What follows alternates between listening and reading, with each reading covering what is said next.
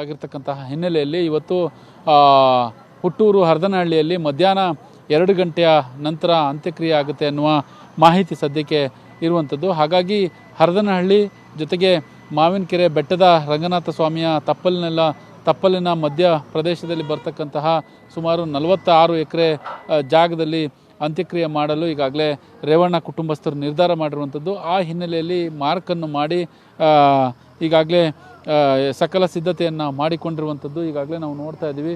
ಒಂದು ಕಡೆ ಏನು ಚೆನ್ನಮ್ಮರವರಿಗೆ ಏನು ಅಂದರೆ ಮಾರ್ಕನ್ನು ಮಾಡಿರುವಂತಹ ಸ್ಥಳದಲ್ಲಿ ಅವ್ರನ್ನ ಅಂತ್ಯಕ್ರಿಯೆ ಮಾಡಲಾಗಿದೆ ಅನ್ನುವ ಮಾಹಿತಿ ಸದ್ಯಕ್ಕೆ ಲಭ್ಯವಾಗಿದೆ. ಇದೇ ಜಾಗದಲ್ಲಿ ಚೆನ್ನಮ್ಮರವರ ಅಂತ್ಯಕ್ರಿಯೆ ನೆರವೇರುತ್ತೆ.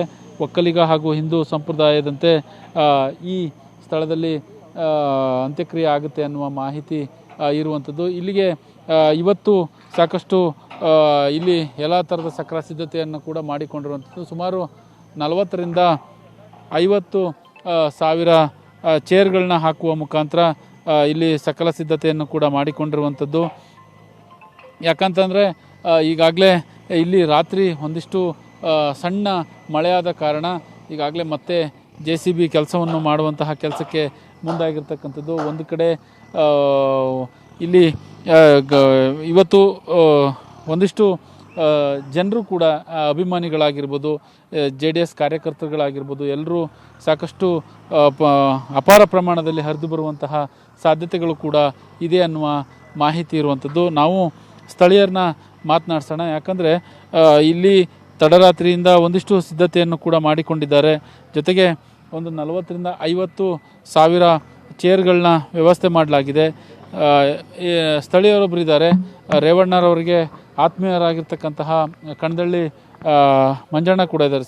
ರಾತ್ರಿಯಿಂದ ಇಲ್ಲೇ ಬೀಡ್ಬಿಟ್ಟಿದ್ದೀರಿ, ಯಾವೆಲ್ಲ ರೀತಿಯಾಗಿ ಇಲ್ಲಿ ವ್ಯವಸ್ಥೆ ಮಾಡ್ಕೊಂಡಿದ್ದೀರಿ, ಜೊತೆಗೆ ಎಷ್ಟೊತ್ತಿಗೆ ಅಂತ್ಯಕ್ರಿಯೆ ಆ ಸಕಲ ಸಿದ್ಧತೆ ನೆರವೇರುತ್ತೆ ಅಂತ?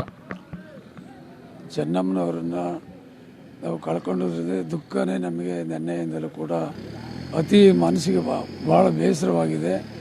ಆ ಸಂದರ್ಭದಲ್ಲಿ ಕೂಡ ನಾವು ಇಲ್ಲಿ ರೇವಣ್ಣ ಸಾಹೇಬರು ಅಂತ್ಯಕ್ರಿಯೆ ಏನು ಮಾಡಬೇಕು ಅನ್ನೋ ಒಂದು ಇದಕ್ಕೆ ನೆನ್ನೆಯಿಂದಲೂ ಕೂಡ ಇಲ್ಲಿ ಇದ್ಕೊಂಡು ಎಲ್ಲ ಸೌಕರ್ಯಗಳು ಆಗಬೇಕು ಇಲ್ಲಿ ಅಂತೇಳಿ ಮಾಡಿದ್ದಾರೆ.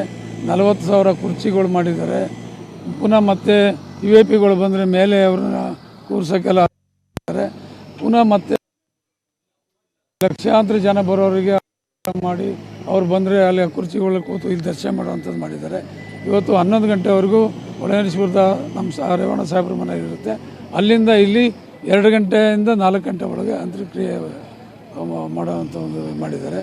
ಮತ್ತು ದೇವೇಗೌಡರು ಕೂಡ ದೈವ ಭಕ್ತರು, ಅವರ ಕುಟುಂಬನೇ ದೈವ ಭಕ್ತರು, ಎಲ್ಲರೂ ಕೂಡ ಅವರು ಅದರಿಂದ ಆ ಒಂದು ಭಗವಂತ ಅವರನ್ನು ಇಲ್ಲಿವರೆಗೂ ಸಾಕಾರ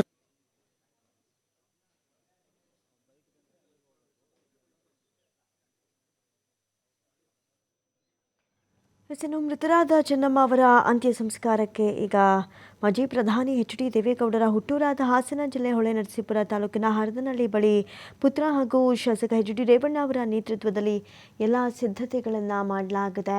ಸರತಿ ಸಾಲಿನಲ್ಲಿ ಬಂದು ಬಹಳ